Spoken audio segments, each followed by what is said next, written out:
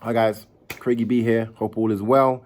So we're in the middle of a 3-part series on visualization. Last time I spoke about visualization in regards to technique perfection, improving techniques. Today we're talking about visualization in regards to, getting ready to get the most out of your session, like pre-session visualization.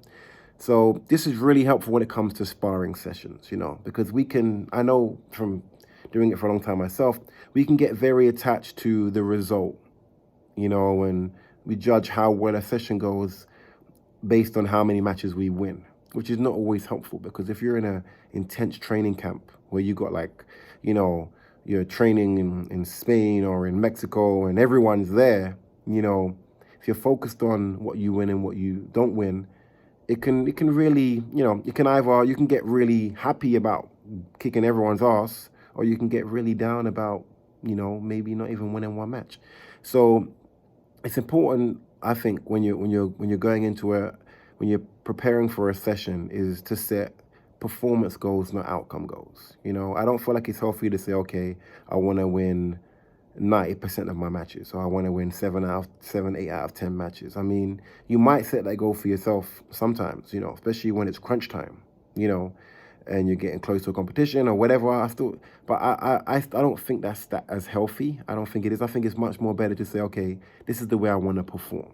You can't control what your other athlete's going to do. You can't predict, should I say, what they're going to do, how they're going to come in to a certain degree. I mean, you might know a fighter's style, but still, there's some things that can be out of your control, like an injury, a referee, or that might be the scoring, the connections that are not scoring when you hit the body armor. There's a lot of things you can't control when you go in the ring, So it's important to focus on performance goals, on focus on what you intend to do.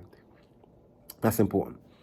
So what I would say is that a good way of doing this is having your goals in front of you. Find a place that's chilled, where you can sit down and relax and just be undisturbed, and look at your goals for the session and think, okay, what do I want to do this session? So maybe it might be, okay, I want to be first. I want to be first majority of the time. I want to take the initiative. I want to use my cup more than anything else, and that kind of a thing. You set those kind of goals for yourself.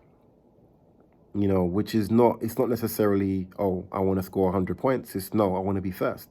Because the good thing with the cut, if you use it well in attack and defense, it makes it very hard for you to be scored on.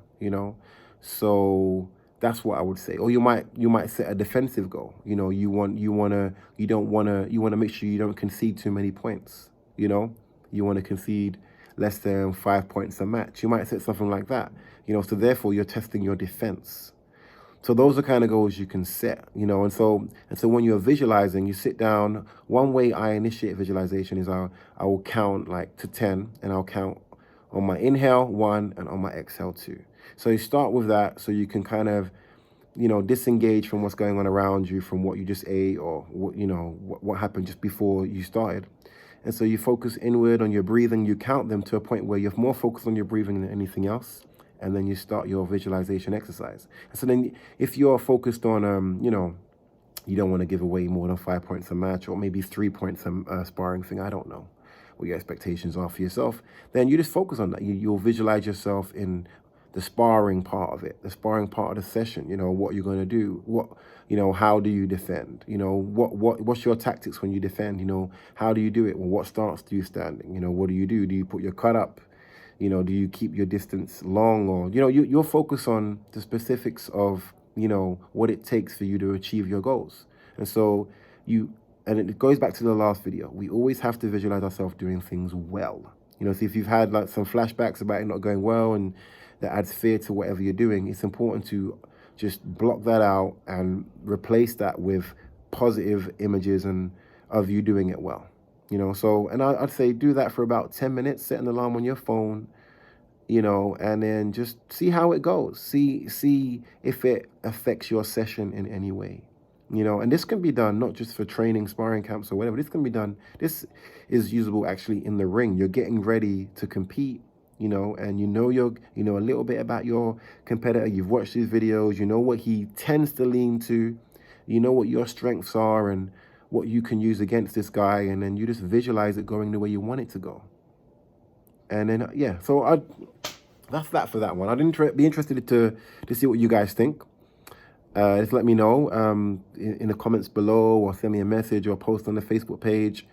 Because this is it's a really helpful issue if we get it right. And you can use it in many ways. So yeah, let me know what you think. Peace.